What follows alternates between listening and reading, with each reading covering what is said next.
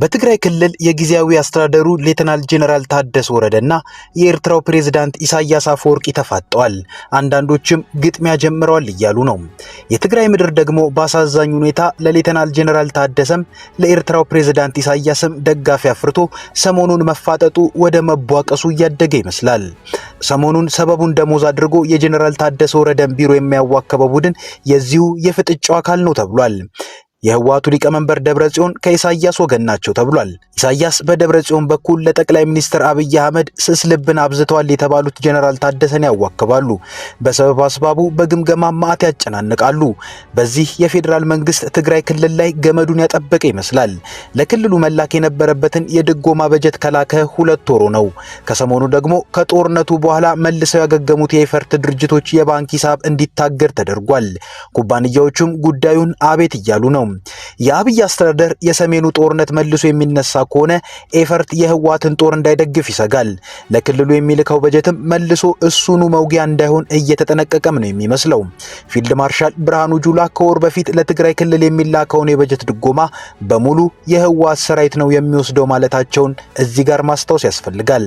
አሁን በትግራይ ክልል የኢሳያስም እጆች የጄኔራል ታደሰ ትግሎችም ከመድረኩ መደበቅ አቅቷቸዋል። ጄኔራል ታደሰ ወረደን በኢሳያስና በደብረጽዮን ይበልጥ ጥርስ ያስነከሰባቸው ምንድነው? ጄኔራሉስ በተደጋጋሚ ምን ተብለው ተገመገሙ? ምንስ አድርገው? ለአክሱም ጽዮን ማርያም ዓመታዊ በዓልስ ምን ታስቦ ነበር? ምኑስ ከሸፈ? ጌታቸውን ያሳደደው የትግራይ ፖለቲካ አሁን ደግሞ ጄኔራል ታደሰን ያስከትል ይሆን? በዛሬው ጉዳያችን ይህንኑ እናነሳለን። ጤና ይስጥልን፣ ኢትዮ ፍሮንቶች ነን። አብራችሁን ስትቆዩ በእነዚህ ጉዳዮች ላይ ለየት ያሉና አዳዲስ መረጃዎችን ትሰማላችሁ። እስከዛው ቻናላችንን ሰብስክራይብ፣ ላይክ እና ሼር እያደረጋችሁ አብራችሁን ቆዩ። የሰሜኑን ጦርነት የቋጨው የፕሪቶሪያው ስምምነት ምንም እንኳን የጦር መሳሪያ ላንቃዎች የተዘጉበት ይሁን እንጂ በፌዴራል መንግስትና በትግራይ ክልል ያሉ ግጭቶች ግን ከመሳሪያ በመለስ ቀጥለዋል። የምዕራብ ትግራይ መሬትና የተፈናቃዮች ጉዳይ እንዲሁም ከቅርብ ጊዜያት ወዲህ ደግሞ ክልሉ በፌዴራል መንግስት እየተሴሩብኝ ነው የሚላቸው ነዳጅን የተመለከቱ ኢኮኖሚያዊ ሴራዎች ህወሓት የሚያነሳቸው ጥያቄዎችና የቅራኔ አንኳር ነጥቦች ናቸው። የህወሓቱ ሊቀመንበር ደብረጽዮን ገብረ ሚካኤል በቅርቡ ለክልሉ ሚዲያ ሰጥተውት በነበረው ማብራሪያ መሰረት መሰል ጥያቄዎች በፌዴራል መንግስት ምላሽ አለማግኘታቸው ህወሓት ከፌዴራል መንግስት ባሻገር ለክልሉ ይበጃል ያላቸውን የመፍትሄ አማራጮች በራሱ እንዲፈልግ ገፍቶታል። ይህም መፍትሄ ማፈላለግ መንገድም ወደ ኤርትራ ምድር አድርሶት ጽምዶን ፈጥሯል። ጽምዶም የትግራይን ፖለቲከኞች ወታደራዊ ክንፉን ለሁለት ከፈለው። የፌዴራል መንግስትም የክልሉ ፖለቲከኞች መከፋፈል ለፖለቲካው የሚያተርፍበት አድርጎ ቢያስበውም ከኤርትራ መንግስት ጋር እየተፈጠረ ያለው አጋርነት የመንግስትነት ሉዓላዊነቱን የሚጋፋ በቀጣይም የባህር በር አጀንዳን እውን የማድረጊያ መንገዶችን ደግሞ አደጋ ውስጥ የሚከት ነው ብሎ ያምናል። የትግራይ ፖለቲከኞችንና ወታደራዊ ክንፉን ለሁለት የከፈለው ጽምዶ እነ ደብረጽዮን ለክልሉና ለክልሉ ህዝብ ይበጃል ሲሉ ከኤርትራ መንግስት ጋር የጀመሯቸው ሽርክናዎች ቀስ በቀስ በማዕከላቸው የቅራኔ ምንጭ ወደ መሆን ተሻግሯል። ይህም ቅራኔ እንዲፈጠር ኤርትራ ሁለት እጇን ታጥባ የገባችበት እንደሆነ ነው እየወጡ ያሉ መረጃዎች የሚጠቁሙት። ኤርትራ የትግራይ ክልል ጊዜያዊ አስተዳደር ለሷ የሚመች በምታዛቸው ሰዎችም የተሞላ እንዲሆን የማድረግ ፍላጎት አላት። ይህንንም ለማድረግ የሚያስችላትን የተለያዩ እንቅስቃሴዎችን በማድረግ ላይ ናት። ከነዚህ እንቅስቃሴዎች መካከል የጊዜያዊ አስተዳደሩ ፕሬዝዳንት ጄኔራል ታደሰ ወረደ ከስልጣን እንዲገፉ ማድረግ ነው።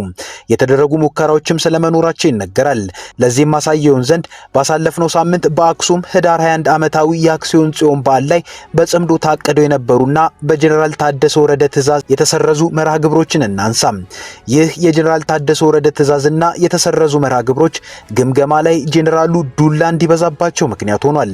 በተጨማሪም በትላንትናው ዕለት አርሚ 31ን እስከታጠቀው መሳሪያ በደሞዝና ጥቅማ ጥቅም ጥያቄ ሰበብ ወደ ጊዜያዊ አስተዳደሩ ፕሬዝዳንት ጽህፈት ቤት እንዲሄድ ሳያደርግ እንዳልቀረን የተነገረው።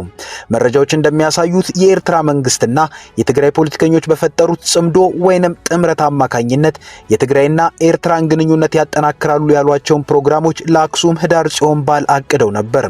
ከነዚህ መርሃ ግብሮች መካከል ከኤርትራ የመጡ ቄሶች ለዓመታዊው የህዳር 21 ጽዮን ማርያም በዓል ወደ አክሱም መጥተው እንዲቀድሱና በዓሉን በጋራ እንዲያሳልፉና እንዲያከብሩ ታስቦ ነበር። በምላሹ ደግሞ የተወሰኑ የትግራይ ቄሶችና የእምነት አባቶች ወደ አስመራ ማርያም ቤተክርስቲያን እንዲሄዱና እነሱም በዚያው እንዲቀድሱ ማድረግ አንዱና ዋናው ዕቅድ ነው። ከህዳሩ አክሲዮን ጽዮን ማርያም ዓመታዊ በዓል ጎን ለጎንም በዓሉን እንደ ፌስቲቫል በመጠቀም ከኤርትራ የተጋበዙ የአትሌቲክስና የሳይክል ስፖርተኞች ታድመው ስፖርታዊ ውድድሮች እንዲካሄዱ የሚሉ እቅዶችም ተይዘው ነበር። ይህን እቅድ የሰሙት የጊዜያዊ አስተዳደሩ ፕሬዝዳንት ታደሰ ወረደ ታዲያ በዓሉ ሃይማኖታዊ በመሆኑ ፖለቲካዊ መልእክት ሊተላለፍበት አይገባም በማለት እቅዱ ላይ ያስቆመውታል። በተጨማሪም ትግራይ ራሷን የቻለች ሀገር እስካልሆነች ድረስ በክልልነቷ ከሌላ ሀገር ጋር የምታደርገው ግንኙነት ዋጋ ሊያስከፍላት ይችላል በሚል መርሃ ግብሮቹ መካሄድ እንደሌለባቸው ገልጸዋል። ካልሆነ ግን በፍጹም በበዓሉ ላይ በክብር እንግድነት አልገኝም በማለት አቋም ይዛሉ። ሆኖም ይህ አቋማቸው ጽምዶን በሚያንቀሳቅሱት የትግራይ ፖለቲከኞችና በኤርትራ በኩል ከፍተኛ ቅሬታን መፍጠሩ ተነገረ። የትግራይ ፖለቲከኞችና የኤርትራ ባለስልጣናት በዚህ አይነት ቅሬታ ላይ ባሉበት ወቅት የተካሄደው የመከተ ኮሚቴ ወይንም ብሔራዊ ኮሚቴ በሚል የሚጠራውና ከጊዜያዊ አስተዳደሩና ሲቪሎች ባሻገር ለትግራይ ክልል የሚሟገት ቡድን ባደረገው ስብሰባ ላይ በተለይም ጽምዶን በሚደግፉ ፖለቲከኞች ዘንድ ከፍተኛ ተቃውሞና የግምገማ ናዳ እንዲወርድባቸው መደረጉ ተሰምቷል። መረጃዎች እንደሚያሳዩት ይህ መከተ ኮሚቴ ወይንም ብሔራዊ ኮሚቴ ተብሎ የሚጠራው እንደ ማዕከላዊ እዝ የሚቆጠርና ተጽዕኖ ፈጣሪ ፖለቲከኞችንና ወታደራዊ አዛዦችን በአባልነት የያዘ ነው። ኮሚቴው የህወሓት የማዕከላዊ ኮሚቴ አባላት ሁሉም የትግራይ ጦር የሶስቱ ግንባር አዛዦች በሶስቱ ግንባር ስር ያሉ 15ቱ አርሚ አዛዦችን በአባልነት የያዘ ነው። ይህም ኮሚቴ በየጊዜው ስብሰባዎችን በማድረግ የትግራይ የፖለቲካ ሁኔታዎችን ይገመግማል። ካለፈው ነሐሴ ወር ጀምሮም እስካሁን 2 ስብሰባዎችን በአክሱምና መቀሌ ያደረገ ሲሆን ሶስተኛውን በዚህ ሳምንት በአክሱም አድርጓል። የክልሉ ፕሬዝዳንት ጄኔራል ታደሰ ወረደም ከፍ ያለ ግምገማ የደረሰባቸው የማዕከላዊ እዝ መልክ አለው የተባለው ኮሚቴ ባደረገው ሶስተኛ ስብሰባ ነው። ይህም በዚህ ሳምንት ተደረገ የተባለው ማለት ነው። በዚሁ ግምገማ በተለይ የጽምዶ ደጋፊና አንቀሳቃሽ ከሆኑ የትግራይ ፖለቲከኞችና ወታደራዊ አዛዦች ከፍተኛ ወቀሳ ቀርቦባቸዋል። ከነዚህ ትችቶችና ወቀሳዎች ብሎም ጄኔራል ታደሰን ከስልጣን ለመግፋት ያግዛሉ ከተባሉ ውንጀላዎች ጀርባ የኤርትራ ጠንካራ እጆች እንዳሉበትም ይታመናል። በግምገማው ጄኔራል ታደሰ ባልተገባ ደረጃ በፌዴራል መንግስት ላይ እምነት ስለመጣላቸው፣ ትግራይ ሌላ አማራጭ እንዳታይ ስለማድረጋቸው፣ የፌዴራል መንግስት ነዳጅን ጨምሮ እያሴራቸው ያሉ የኢኮኖሚ ሴራዎችን በቀላሉ እያለፉ ነው በሚል ተወንጅለዋል። የኢሳያስ ኤርትራም በትግራይ የጽምዶ አባላት በኩል ጄኔራል ታደሰን ከሚገባው በላይ ታገሳችሁት፣ ጊዜም ሰጣችሁት እያለች መሆኑን የተሰማው ነገሩ ውስጣዊ ስልጣን ሽኩቻም ያለበት ነው። የህወሓት ሊቀመንበር ደብረጽዮን ገብረ ሚካኤል እነዚህን ክፍተቶች በመጠቀም ቦታውን የሚያስፈልጋት እንዳላቸው ይታማሉ። የሴራ ፖለቲካን መስራት እንደሚችሉ የሚነገርላቸው ደብረጽዮን በዚህ ሴራ የአርሚ 30 አዛዥ ዘነበ ክፍሌና የምስራቅ ግንባር አዛዥ ማሾ በየነን ከጎናቸው አሰልፈዋልም ተብሏል። በዚህ ሳምንት በደሞዝና ጥቅማ ጥቅም ሰበብ ከነሙሉ መሳሪያው ወደ ክልሉ ጊዜያዊ አስተዳደር ፕሬዝዳንት ጽህፈት ቤት ያቀናው የአርሚ 31 ጉዳይም በቀጥታ ከዚህ ጋር የሚያያዝ ነው ተገኝቷል። አርሚ 31 ከአንድ ወር በፊት በሌሎች አርሚዎች ማለትም በአርሚ 22 50 እና 33 የተነሳውንና በጊዜያዊ አስተዳደሩ ታይቶ ያፈጻጸም መመሪያ ወጣለትን የደሞዝና ጥቅማ ጥቅም ጥያቄ ይዞ ከነሙሉ ትጥቁ ወደ ፕሬዝዳንቱ ጽህፈት ቤት የማቅናቱ ዓላማም የደሞዝና ጥቅማ ጥቅም ጉዳይ ሳይሆን ሌላ እንደሆነ ነው እየተነገረ ያለው። አርሚ 31 ከፕሬዝዳንት ጽህፈት ቤት ባሻገር የክልሉ መንግስት የሚጠቀምበት ሚዲያ ላይ ጭምር ከበባ አድርጎ የነበረ መሆኑ ጥርጣሬዎችን ወደ እውነት ያቀረበ ነበር። በመጨረሻም አርሚ 31 ከክልሉ ሰላምና ጸጥታ ቢሮ ኃላፊ ጄኔራል ፍስሐ ኪዳኑና ከክልሉ ጊዜያዊ ምክትል ፕሬዝዳንትና የህወሓት ምክትል ሊቀመንበር አቶ አማኑኤል አሰፋ ጋር ባደረገው ውይይት ነገሮች መሰናከላቸው ተገልጿል። የአርሚው እንቅስቃሴና የግምገማው ውጤት ግን እስካሁን ይፋ አልተደረገም። በጽምዶ እንቅስቃሴና ሌሎች ፖለቲካዊ ጉዳዮች እዚህ ላይ የደረሱ የትግራይ ፖለቲከኞችና ወታደራዊ አዛዦች ውስጣዊ የሀሳብ ልዩነትና የስልጣን ሴራ ክልሉ ወደ ተረጋጋ የፖለቲካ ሁኔታ የሚመጣበትን ጊዜ ሩቅ አድርጎታል።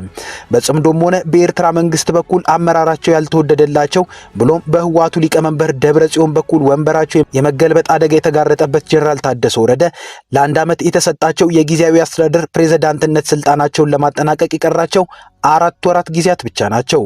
ስልጣን ለመልቀቅ ወራት የቀራቸውን ጄኔራል ወንበር ለመንጠቅ የሚደረጉ ጥረቶች ያለው ፖለቲካዊ ትርፍ በእነሱ በኩል የሚታወቅ ቢሆንም እንዳጠቃላይ ጄኔራል ታደሰ ወረደን መተካት ጌታቸው ረዳን በታደሰ ወረደ እንደመተካት ቀላል እንደማይሆን ለክልሉ ፖለቲካና መረጃ ቅርበት ያላቸው ባለሙያዎች ይገልጻሉ። በክልሉ በጽምዶ ደጋፊዎችና የኤርትራ መንግስት በኩል እየተደረጉ ያሉ እንቅስቃሴዎች ምናልባትም ከጄኔራል ታደሰ መውረድ በፊት በራሳቸው በኩል የክልሉን ሁኔታ ለመቆጣጠርና ከፌዴራል መንግስት ጋር ለመደራደር መንገድ የሚከፍቱ እድሎችን ለመፍጠር ያለመ ሊሆን እንደሚችልም ተገምቷል። የሆነ ሆኖ ኢሳያስ አፈወርቂ በትግራይ ጉዳይ እጃቸውንም እግራቸውንም አስገብተዋል። ይህንንም ይፈልጉታል። አንድም ቀድሞም ለሚፈልጉት የኢትዮጵያን ፖለቲካ የማብኳት ፍላጎት፣ በሌላ በኩልም የአብይ መንግስት የባህር በር ፍላጎቱ የጦርነት ፍላጎትን ቢያስከትል እንኳን ወደ ኤርትራ ጦርነት እንዳያስብ እቅዳቸው ተሳክቶ ከጀነራል ታደሰ ወረደ ጋር ያለው ፍጥጫ ከተባባሰ እሳቸው ስፖንሰር የሚያደርጉት ጦርነት እዙ ኢትዮጵያ ውስጥ ይሆናል እንጂ ምድራቸውን አይነካም። ይህ ግን የእሳቸው እቅድ ብቻ ነው። የጠቅላይ ሚኒስትር አብይ አስተዳደር ከበጀት ድጎማ ማቋረጥና ከባንክ ሂሳብ ማገድ ባሻገር ምን እንዳሰበ ገና ግልጽ አልሆነም። ከኢትዮ ፍሮንት የዛሬ ጉዳያችን ይኸው ነበር። ቻናላችንን ሰብስክራይብ አድርጉልን። እናመሰግናለን። መልካም ጊዜ